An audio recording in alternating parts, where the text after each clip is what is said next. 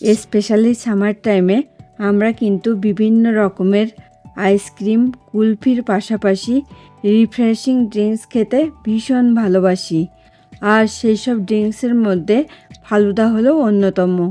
এখন ফালুদারও আছে কিন্তু অনেক রকমের ভ্যারিয়েশন। আজকে আমি আপনাদেরকে খুবই সহজ পদ্ধতিতে একেবারে রেস্টুরেন্ট স্টাইলে ম্যাঙ্গো ফালুদা বানিয়ে দেখাবো।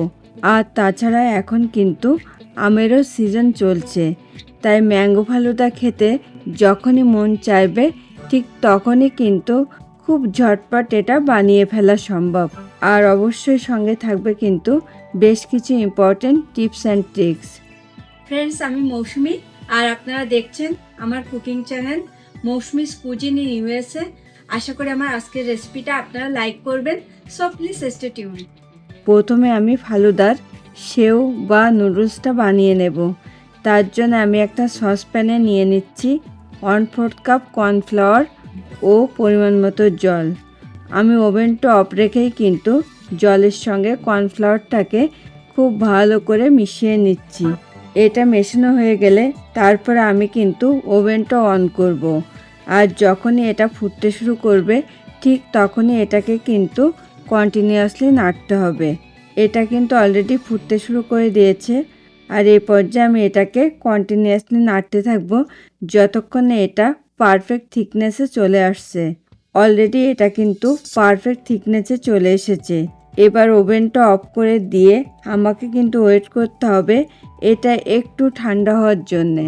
এবার আমি একটা ছোট বোলের ভেতরে নিয়ে নিচ্ছি 1 টেবিল স্পুন পরিমাণ চিয়া সিডস। এরপরে এখানে অ্যাড করছি পরিমাণ মতো জল। আর এখানে জলটাকে এমনভাবে অ্যাড করতে হবে যাতে চিয়া সিডসটা ভেজার পর জলটাকে পুরোপুরিভাবে সোক করে নেবে। এখন আমি এটাকে ঢেকে রেখে দেব 10 মিনিটের জন্যে। আমি আগে থেকে কিন্তু একটা সেও মেকারের ভেতরে তেল মাখিয়ে রেখেছি যাতে ইজিলি সেওটা পড়ে।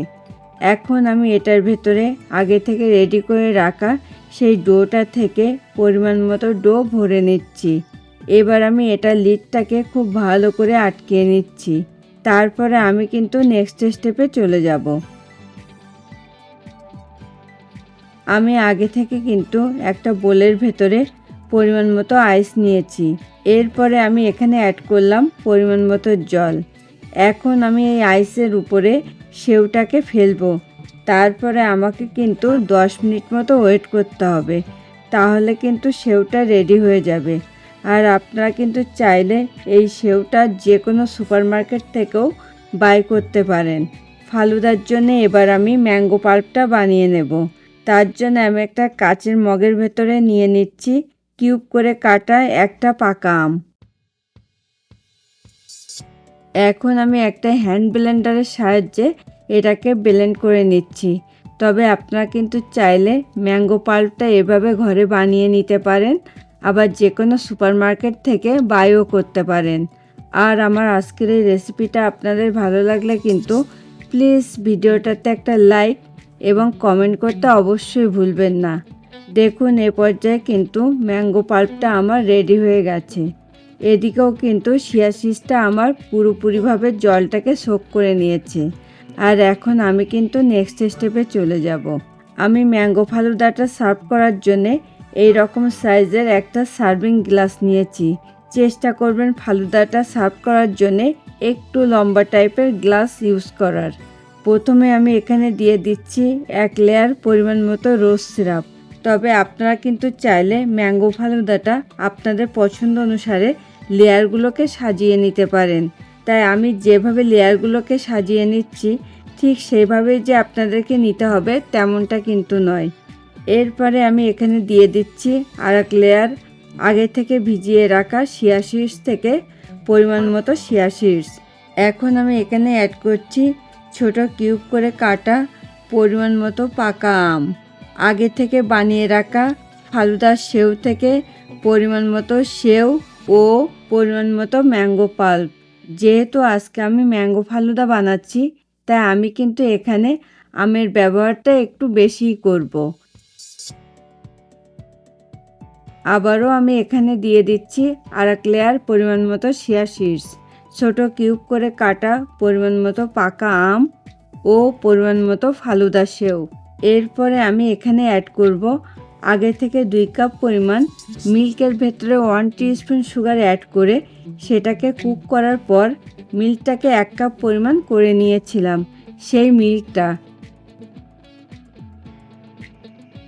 আবারও আমি এখানে অ্যাড করছি পরিমাণ মতো চিয়া সিডস, পরিমাণ মতো ম্যাঙ্গো পাল্প, ছোট কিউব করে কাটা পরিমাণ মতো পাকা আম ও পরিমাণ মতো ফালুদা সেও। এই পর্যায়ে আমি এখানে দিয়ে দিচ্ছি আর এক লেয়ার পরিমাণ মতো চিয়া সিডস, পরিমাণ মতো রোজ সিরাপ ও ছোট কিউব করে কাটা পরিমাণ মতো পাকা আম। এরপরে আমি এখানে অ্যাড করছি 1 স্কুপ ভ্যানিলা আইসক্রিম, পরিমাণ মতো ম্যাঙ্গো পাল্প, পরিমাণ মতো রোজ সিরাপ ও ছোট কিউব করে কাটা পরিমাণ মতো পাকা আম।